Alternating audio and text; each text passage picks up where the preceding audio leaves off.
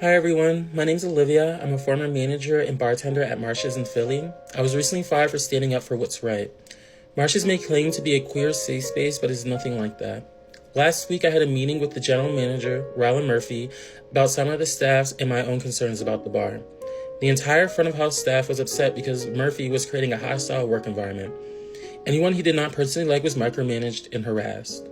Murphy consistently would say that all the women and non-binary queers of the bar were overly emotional and too sensitive, and that he wants to go forward with hiring men because the bar needs more testosterone. He followed through with this. The last 3 people hired at Marsha's are all men, a bar that claims to be a women's sports bar. I also attempted to speak to Murphy about the lack of representation at the bar, but he would not listen and began yelling at me for 30 minutes. A week later, I was fired.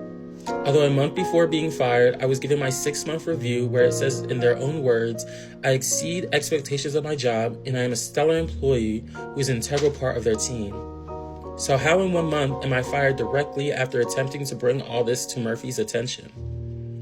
Marsha's has a long history of misogyny and racism that doesn't align with the queer identity it claims or represents. Marsha's began as a Black-owned queer women's sports bar, and as the months went by, they slowly dropped all the titles that were not financially beneficial to them. First the Black-owned, then the queer, until only women's sports bar was left. Siobhan, Murphy, and the rest of ownership tried to keep POC out of the bar by exclusively hiring an almost entirely white staff in a majority Black city. Then making the entire leadership white people that consistently failed to meet their expectations, which is also their own words. Multiple of the other leadership constantly made mistakes on the floor and behind the scenes. All of them had multiple customer complaints and racist allegations from guests who came to Marsha's for POC-focused events. And when it is not a POC-focused event, they allow the staff to work even harder to make POC not feel comfortable. As you can see, it's common procedure for leadership to defend my white counterparts from the consequences of their horrendous actions, especially during POC events where they would consistently make disparaging comments about the POC in the bar by saying things like, "It's ghetto in here," and of course they didn't tip.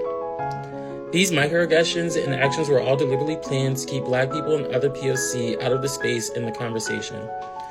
Ownership at one point even asked me to change the music because it was too Black and hardcore for their demographic and they were trying to run a business, then proceeded to name white artists for me to play instead.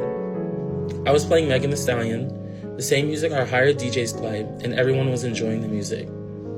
I tried having a conversation with Siobhan about my firing today after they asked me to come in. She yelled at me and said, "This is not a conversation, sign this notice of termination and leave." When I continued to ask for an explanation after being praised by her for months, she called the cops on me. When I came back to protest, she called the cops on me again, as I was standing outside informing everyone of their actions. To call the police on me, as I am no threat to you or your business, is insane. It's even more crazy because a few weeks prior, Marsha's was being raided and harassed by the same police. Siobhan even told me she would be contesting my unemployment, even though I have the notice of termination saying she would not. Marsha's did not stand for the queer community or POC, and I ask that you all stand with me against them at this time. Thank you.